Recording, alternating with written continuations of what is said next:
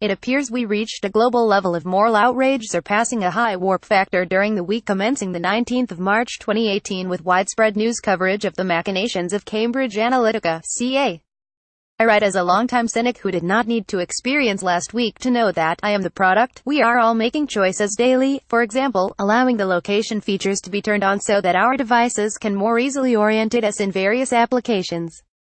There is a wealth of data being gathered about our preferences on a daily basis, unless, of course, you have entirely abstained from not just social media but also online shopping, cloud-based email services, map applications, etc. Everyone appears to have a left-hand versus right-hand challenge, actively participating in trivial, nonsensical surveys, quizzes, games through online social media fora and yet expressing extensive indignation at the very notion that the resulting data might be mined, shared, and utilized for nefarious purposes. Many of today's applications and services appear to be suffering from a level of neediness that feeds the immaturity of the non-paying users. Picture Audrey 2, the big flower in the basement of the Little Shop of Horrors. These systems need constant feeding in order to hit usage targets and data volumes sufficient to please shareholders. Without sufficient caution, users are actively feeding Audrey 2 daily by responding to and sharing these applications. Repeat after me, we are the product. To recap, a breach at Facebook did not occur, though knowledge has existed of what was, in fact, clearly a breach of contract since 2015, the activities themselves having taken place in 2014, 4 years ago, when Facebook discovered that Professor Alexander Kogan, having utilized its application functionality to undertake psychological research, an activity which is exempt under Section 33 of the current data protection legislation, naively, his word, shared the resulting data. Paul Grewal, Deputy General Counsel for Facebook, stated that the claim that this is a data breach is completely false. Alexander Kogan requested and gained access to information from users who chose to sign up to his app, and everyone involved gave their consent. People knowingly provided their information, no systems were infiltrated, and no passwords or sensitive pieces of information were stolen or hacked. The operation of bad actors was erroneously linked with this contractually agreed activity.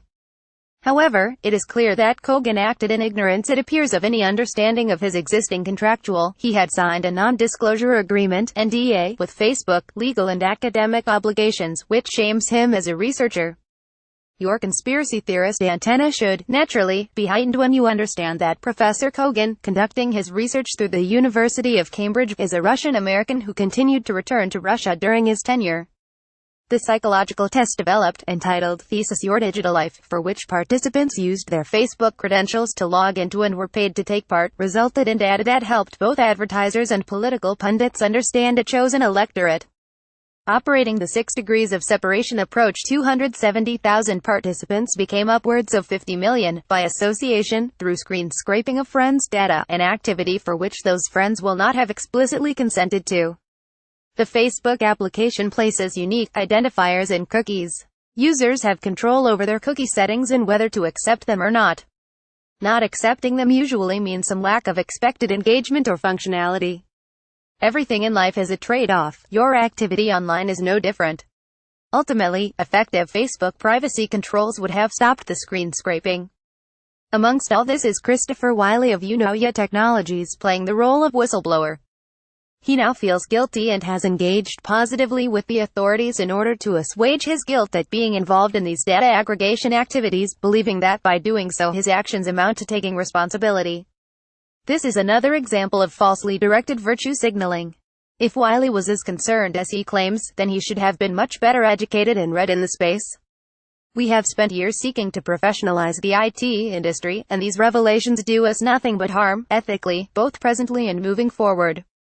The implications that SCL and/or Cambridge Analytica have been involved in foreign election tampering as a result of political data mining should not be considered particularly alarming. The wider context here is information warfare, not something that is new. RAND provided government research on the future implications of the impact of information warfare as far back as 1996. Denning, 1994, Zapransky, 1995, and Schwartau, 1995 provided the backdrop to this work. The fact that Facebook allowed data grabbing application development as recently as 2014 makes its fundamental business premise in this regard illegal within the context of consent requirements of both the UK Data Protection Act 1998 and thus the whole of Europe's 1995 Data Protection Directive, as well as the Privacy and Electronic Communications (EC) Directive regulations (PECR), soon to be replaced by the e-Privacy Directive 2003. That Facebook is now considering further restrictions on application development is somewhat late after multiple horses have collectively bolted through all available half-open stable doors. Treasure troves of our collective personally identifiable information exist in many forms, in many locations, in databases, in spreadsheets, in clouds. Nonetheless, this is not an unregulated space, though this is what all the media pundits would have you believe. Shame on them for not being better read, frankly. I've been maintaining a database of information-based legislation for over 15 years. The world is awash with both complementary and competing flavors of privacy and data protection-related laws. All of this activity is ultimately bound in contractual law. Unfortunately, our procurement colleagues are not as aware as they should be, nor are many company lawyers as to how best to manage the legislative requirements with regard to information management. However, contractual arrangements continue to be managed erroneously in reverse. If the UK government were to engage SCL or CA, then the UK government should write the contract, as the data controller, rather than blindly accepting whatever contract was presented to them by their supplier. The data controller must stipulate the manner in which data is used, shared, processed, stored, retained and destroyed. In each and every case.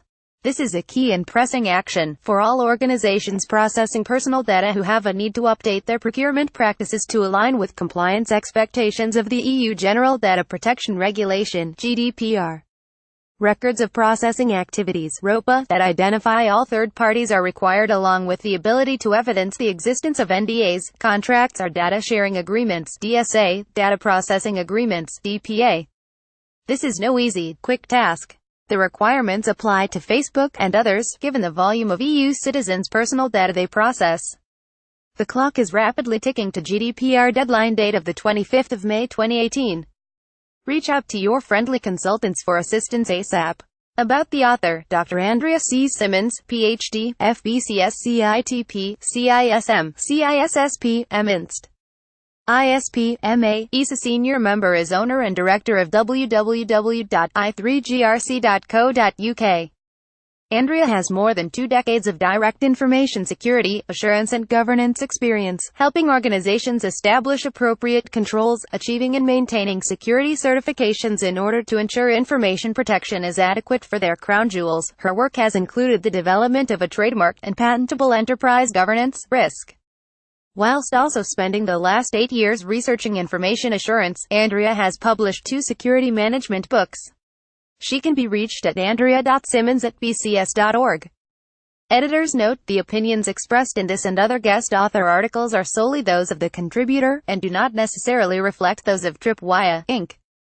1. Check this out. 2. http://www.adls.act.uk/wp-content/uploads/2011/04/section-33-of-the-DPA-id-practical-note-for-researchers.pdf